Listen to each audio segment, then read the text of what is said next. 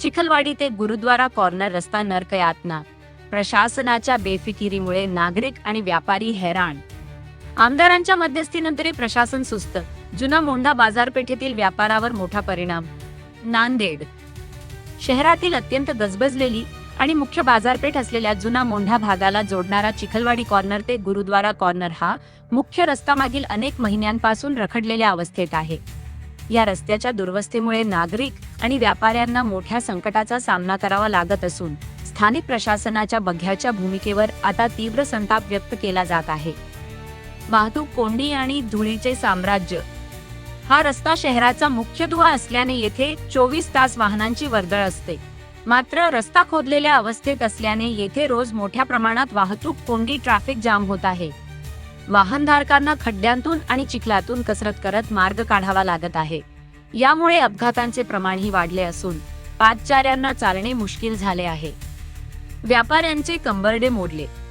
जुना मोंढा ही शहराची प्रमुख बाजारपेठ आहे. मात्र रस्ता खराब असल्यामुळे ग्राहक या भागात येण्यास टाळाटाळ करत आहेत. याचा थेट परिणाम स्थानिक व्यापारी वर्गावर होत असून व्यवसायात मोठी घट झाली आहे.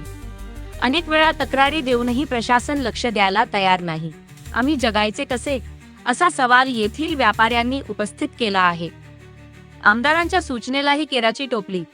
या गंभीर प्रश्नावर दक्षिणचे आमदार आनंदराव पाटील बोरकर यांनी देखील मध्यस्थी करून प्रशासनाला सूचना दिल्या होत्या. स्थानिक वृत्तपत्रांतून सातत्याने बातम्या प्रसिद्ध होऊनही प्रशासकीय अधिकारी याकडे गांभीर्याने पाहायला तयार नाहीत. प्रशासनाच्या या दिरंगाईमुळे प्रशासन नेमकं कोणाच्या दबावाखाली काम करतंय, अशी चर्चा आता नागरिकांमध्ये सुरू झाली आहे. नागरिकांची शेवटची विनंती.